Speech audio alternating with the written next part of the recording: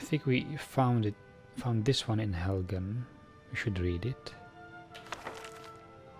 The Book of the Dragonborn by Prior Emmeline Medrine, Order of Talos, Waynon Priory.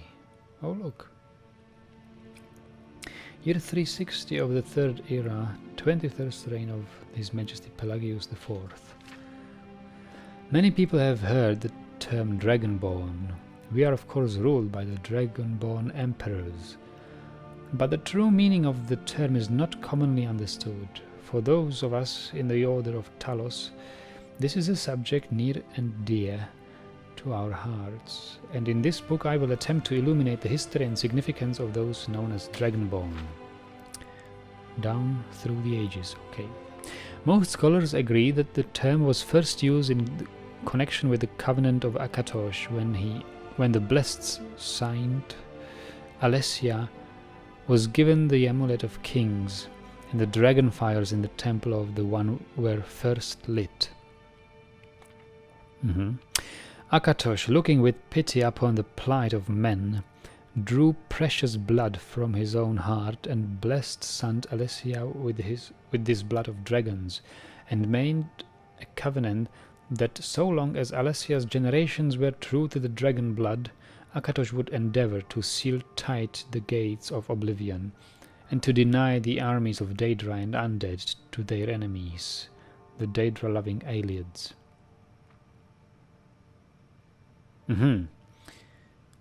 Yes, and that's why in Oblivion and Cyrodiil, some 200 years ago, all these Oblivion gates opened, because that was the end of the bloodline.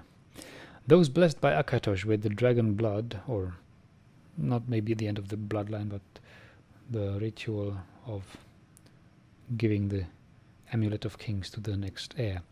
Those blessed by Akatosh with the dragon blood became known more simply as Dragonborn. Okay. The connection with the rulers of the empire was thus there from the beginning. Only those of the dragon blood were able to wear the Amulet of Kings and light the dragon fires. All the legitimate rulers of the empire have been Dragonborn, the emperors and empress of the first Cyrodiilic empire founded by Alessia, Riemann Cyrodiil and his heirs, and of course Tiber Septim and his heirs, down to our current emperor, His Majesty Pelagius Septim IV.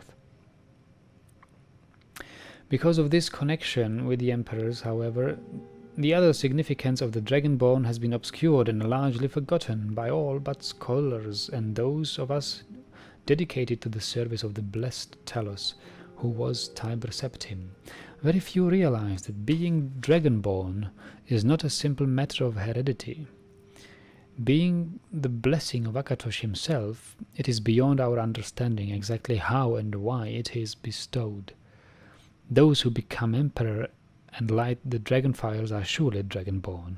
The proof is in the wearing of the amulet and the lighting of the fires. But were they Dragonborn and thus able to do these things, or was the doing the sign of the blessing of Akatosh descending upon them? And that all that we can say is that it is both and neither, a divine mystery.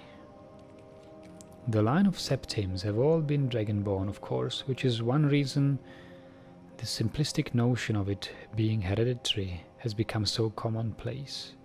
But we know for certain that the early Cyrodiilic rulers were not all related. There is also no evidence that Riemann Cyrodiil was descended from Alessia, although there are many legends that would make it so, most of them dating from the time of Riemann and likely attempts to legitimize his rule. We know that blades, usually thought of the emperor's bodyguards, originated in Akaviri crusaders who invaded Tamriel for obscure reasons in the late First Era. They appear to have been searching for a Dragonborn. The events at the Pale Pass bear this out, and the Akaviri were the first to proclaim Riemann Cyrodiil as Dragonborn. In fact, It was the Akaviri who did the most to promote his standing as emperor, although Riemann himself never took that title in his lifetime.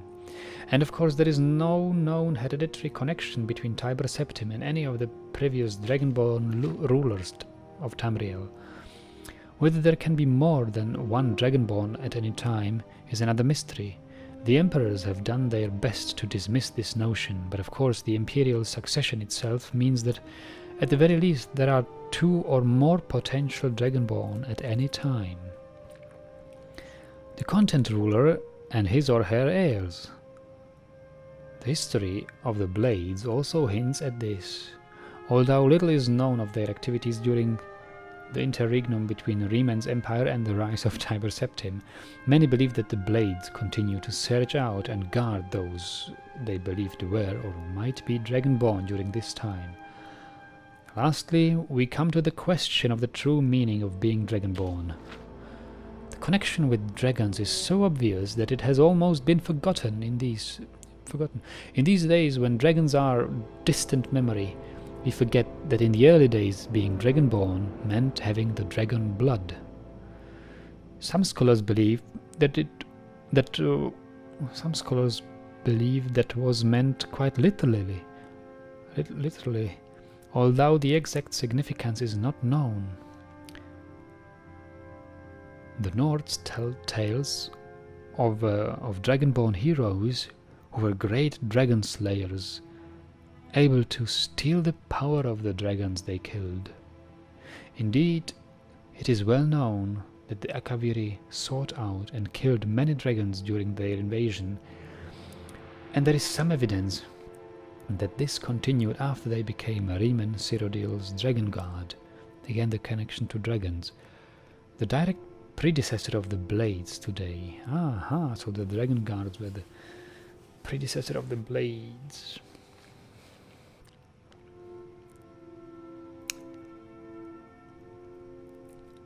Literally having dragon blood, so can't imagine that. I leave you with what is known as the prophecy of the Dragonborn. It is often said to originate in an Elder Scroll. Although it is sometimes also attributed to the ancient Akaviri.